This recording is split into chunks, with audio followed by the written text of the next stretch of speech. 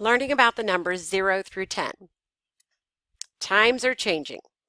When we were in school, a lot of the math we learned relied on our memorizing facts or procedures. Things are different now. In today's math classrooms, students are asked to solve problems that require a strong grasp of math concepts, and they have to be able to explain their reasoning. Because of this shift from focusing on computation to focusing on problem-solving strategies, we're now raising thinkers. Students need diverse experiences in math, such as counting, making sets, and comparing numbers. The math standards of today are filled with hands-on opportunities that allow students to develop and master those skills. So, kindergarten parents may be asking themselves, why is my child spending so much time on the numbers 0 through 10? Well, it's not just about knowing how to count and knowing how many you need to count out to get to a certain number. Now, students are asked to understand counting in numbers so deeply that they can do things like explain how amounts compare to one another and how to prove that they know that one number is greater than another number. The development and understanding of this numeracy comes largely through exploration. So let me explain the steps that we want our students to go through to get this numeracy development. It all starts in kindergarten with rote counting. Students begin by working on the count sequence, the reciting of number names. They should be working on the count sequence from 1 to 100, and they should work on counting them forward and backwards. They'll also work toward having the ability to rote count when started with any given number.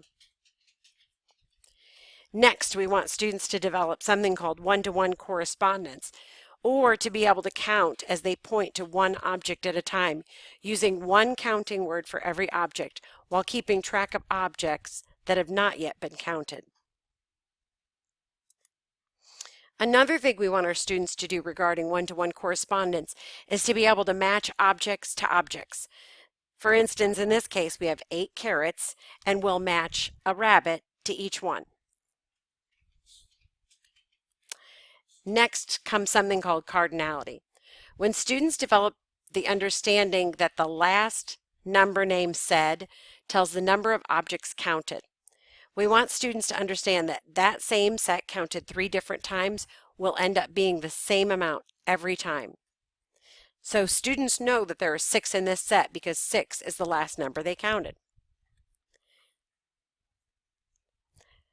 After cardinality comes something called hierarchical inclusion, or the understanding that numbers are nested in numbers. Look at the soccer ball example. Students know that in order to have 6 soccer balls, we must have at least 5 balls. So if we ask a student to put 5 balls in our row, they shouldn't have to count out 5 balls. They should simply be able to remove 1 ball and know that they now have 5. Next is something called number conservation. When students are able to understand that the number of objects remains the same even when rearranged. Students should understand that even though the blocks have been spread out, there are still only 4 of them. When students reach the final stage in their number sense development, decomposition, they understand that numbers can be broken apart. The whole is made up from parts. So students now understand that 5 is not just a name, it describes the parts of a whole. So you can see that it takes time and many hands-on activities to develop these skills. Students are going more in depth with the numbers 1 through 10 than you ever imagined.